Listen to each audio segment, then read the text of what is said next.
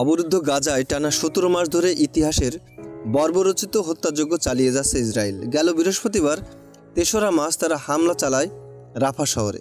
এতে প্রাণ হারায় ১১২ ফিলিস্তিনি। রাফার বুকে আশ্রয় নেওয়া নিষ্পাপ শিশুর কান্না আর শোনা যাবে না। তারা খাবারের পরিবর্তে খাবে না আর ঘাস লতাপাতা। মৃত নাতির হাতে তুলে দেবে না বিস্কুটের প্যাকেট কোনো দাদা। কোনো পিতা তার মৃত শিশুর পায়ে পরাবে না মোজা। থেমে গেছে সন্তানহারা মায়ের হাহাজারি। হে মুসলিম বিশ্ববাসী, লাগবে না তোমাদের ত্রাণ সামগ্রী, লাগবে না ঔষধ, লাগবে না দোয়া, এমন সব পোস্ট করেছে ধ্বংসস্তূপের মাঝে আদমারা হয়ে বেঁচে থাকা গাজাবাসীরা। ইতিহাসের পাতায় হয়তো লেখা থাকবে পারমাণবিক শক্তিধর মুসলিম শাসিত দেশগুলোর কথা, যারা গাজায় ফুলের মতো শিশুদের রক্ষায় কিছুই করেনি। মিশরের বুক চিরে বয়ে গেছে নীলনদ। এত পানি থাকার পরেও তাদের সীমান্ত থেকে মেটাতে পারেনি গাজার শিশুদের তৃষ্ণা।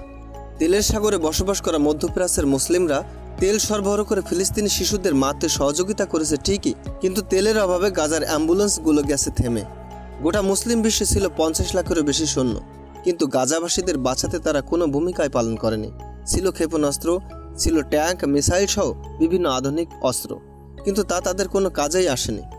ইসরায়েলরা তাই ঘুমান্ত জাতি হিসেবে ধরেই নিয়েছে মুসলিম বিশ্বকে, যেখানে এতদিন নিশ্চুপ থাকার পরেও মধ্যপ্রাচ্যের বড় বড় আলেম ওলামারা ফতোয়া দিয়েছে ইসরায়েলের সাথে জিহাদ করা এখন ফরজ হয়ে দাঁড়িয়েছে।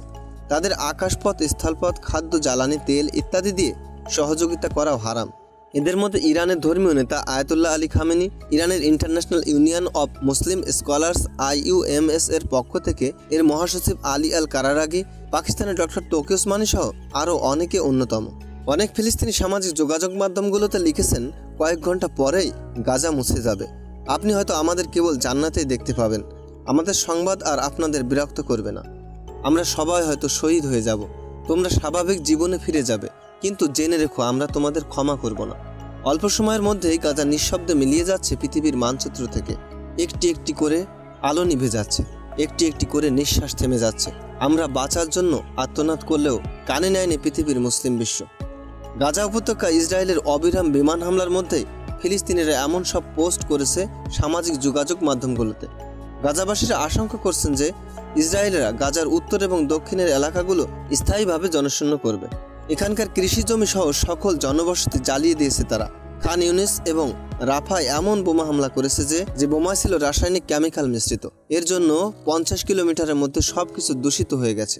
বিমান হামলায় আজানরত মসজিদে হামলার দৃশ্য এবং হলিউড সিনেমার মতো ধোঁয়ার উপরে ক্ষত বিক্ষত শিশুদের লাশের ছড়াছড়ি দেখা গিয়েছে একজন সাংবাদিকের ভিডিও চিত্রে। এই ঘটনা ঘটেছিল ৫ এপ্রিল শনিবারে রাফা শহরে, যেখানে গাজায় ১৯ লাখ মানুষের মধ্যে ১.৫ লক্ষ মানুষ বসবাস করে। নিশ্চিহ্ন হয়ে গেছে এই রাফা শহর। সুতরাং বোঝা গেল যে ফিলিস্তিনের রক্ত এখন আরব বিশ্বের নিকট আনন্দের বস্তু, যেন জমিনের বুকে তাদের সাহায্যকারী আর কেউ নেই। হে আল্লাহ, আপনি গাজাবাসীকে কবুল করেন এবং গাজার শহীদদের উঁচু মাকাম দান করুন।